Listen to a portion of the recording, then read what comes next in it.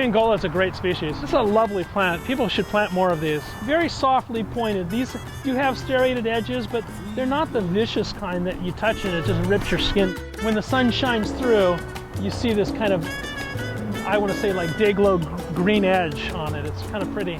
And it really accents the blue. It starts out as kind of a humble little plant, but it grows into a massively beautiful plant. Great centerpiece. What I wanted to show you is a good example of what a large, fairly user-friendly agave can do for a landscape. It can be as big as 10, 12 feet across when it finishes its life cycle and blooms out. Most gardens, 6 to 8 feet should be allowed at least. If you want to keep it small, keep it in a pot.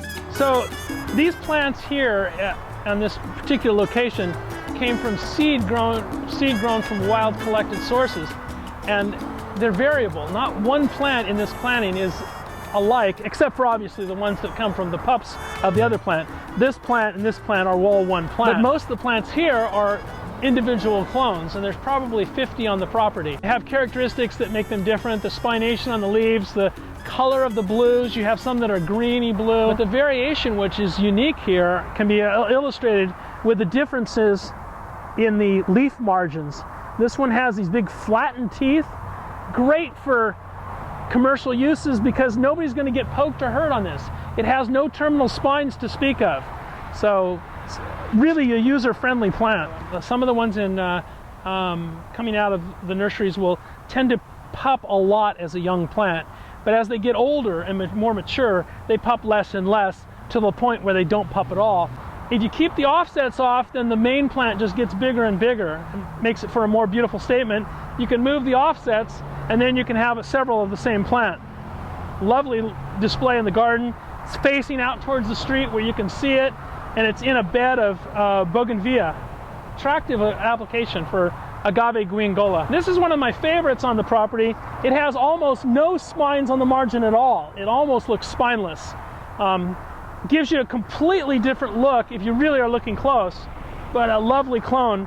This one should probably be in tissue culture because I think it's just a nice clone. It has nice clean lines. Black teeth, the oval leaf, and the banding.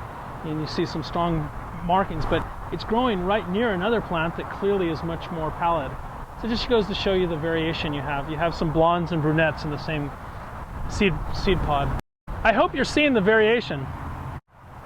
The difference in the wax coats and the difference in the leaf margins, they're all different seedlings. The spination on this one's retorse, kind of pointing back towards the center, like a hectia does. This one has almost no spines again, the little tiny ones. These are almost spine-free plants.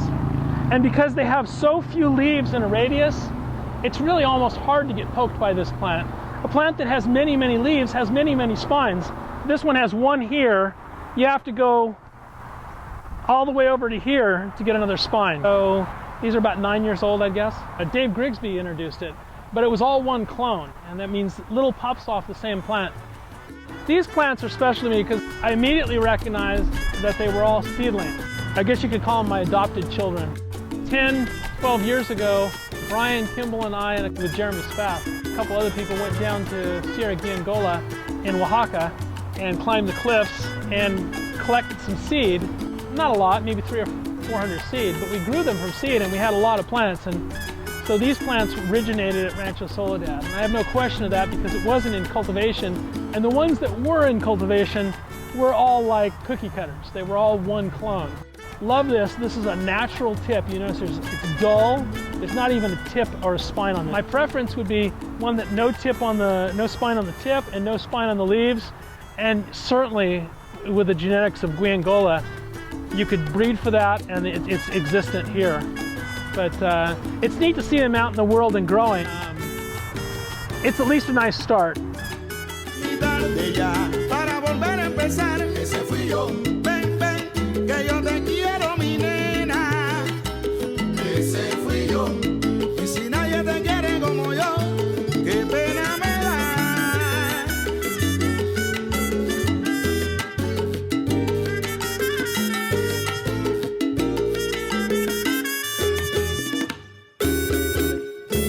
I hope you're seeing the variation.